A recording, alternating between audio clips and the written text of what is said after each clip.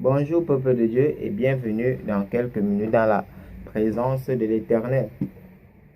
Comment réussir ces projets de mariage, de finances, percées surnaturelles, des affaires au travers de la parole de Dieu?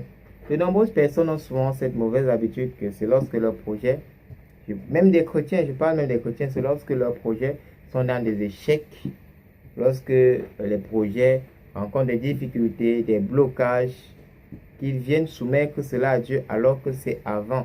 La Bible dit: recommande à l'Éternel tes œuvres et tes projets réussiront. Proverbe 16, verset 3. Mais tout compte fait, la parole de Dieu est la solution à toutes choses. Il n'y a pas de temps ni espace. La parole de Dieu demeure éternellement.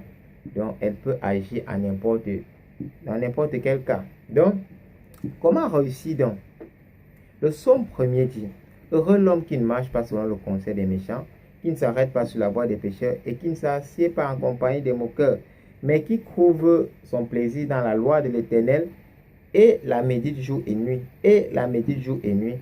Il est semblable, il est pareil à un arbre planté près d'un courant d'eau qui donne du fruit en sa saison et dont le feuillage ne se flétrit point. Tout ce qui fait lui réussit. C'est-à-dire tout ce qui fait lui réussit.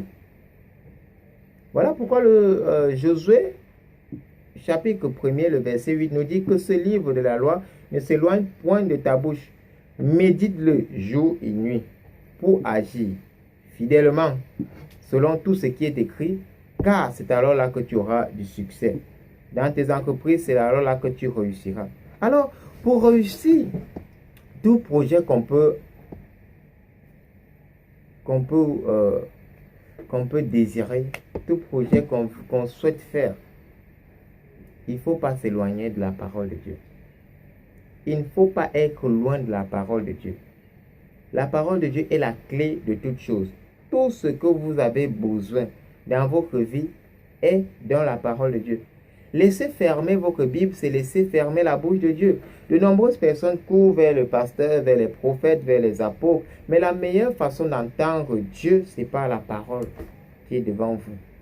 Mais vous la négligez. Il ne faut pas la négliger. Parce que de cette parole va sortir, de cette méditation va sortir une parole personnelle venant de Dieu par rapport au projet que vous voulez faire, par rapport au projet que vous voulez vous engager. C'est quel projet? Projet de mariage, projet de finance. La parole de Dieu va vous parler clairement. Pourquoi? Parce que la Bible nous dit dans Matthieu 4,4 que l'homme ne vivra pas de pain seulement, mais de toute parole qui sort de la bouche de Dieu. Le pain peut être matérialisé comme quelque chose de physique, quelque chose qu'on peut toucher. Donc, lorsque tu as un projet, ne pars pas toujours, souvent, pour demander de l'aide, pour demander comment je peux faire. Il faut déjà d'abord te tourner vers la parole de Dieu. L'homme ne peut pas vivre, tu ne peux pas vivre, tes projets ne peuvent pas toujours être pilotés par des hommes, toujours par des experts. Non, il faut déjà d'abord voir qu'est-ce que la parole de Dieu dit au sujet de ça. On dit toute parole qui sort de la bouche de Dieu. On dit toute parole révélée. Et la parole révélée va sortir de ce que tu vas lire.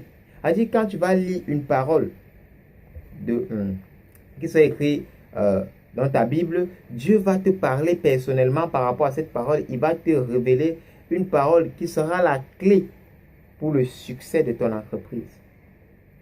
Une clé pour débloquer toutes les portes qui sont fermées dans ta vie.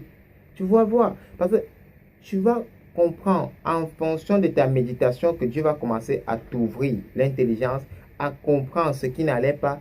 Tes échecs vont commencer à se transformer en solution par rapport à la parole de Dieu. Si tu la médites quoi? Jour et nuit. Pas après un jour et puis 7 jours. Non. Régulièrement. Je ne veux dire régulièrement.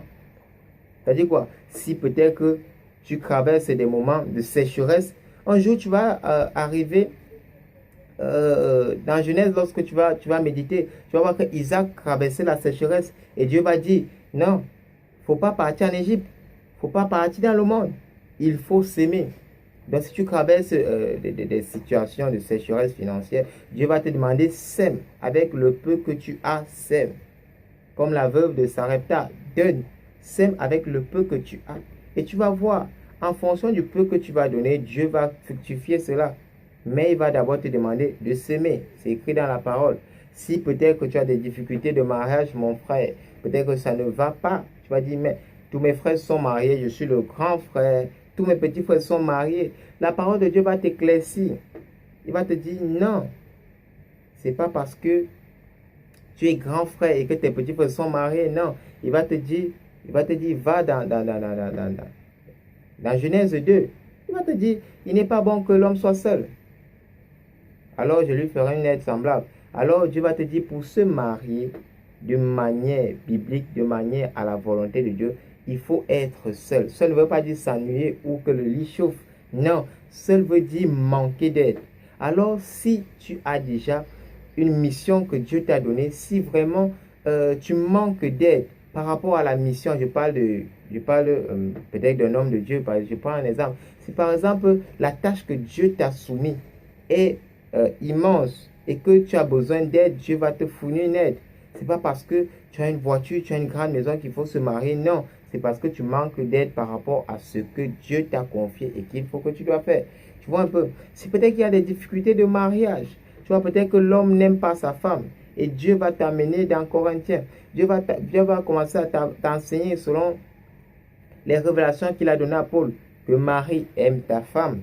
Peut-être tu n'aimais pas suffisamment ta femme. Peut-être tu ne faisais pas ce qu'il fallait.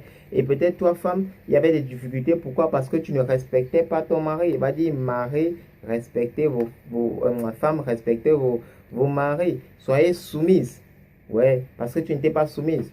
Tu vois, la parole de Dieu va commencer à t'ouvrir la compréhension, va commencer à t'ouvrir une nouvelle vision, va commencer maintenant à te parler et va te donner la solution à tous tes problèmes.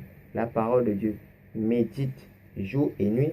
C'est alors là que tu auras du succès dans tes entreprises. C'est alors là que tu réussiras. Merci.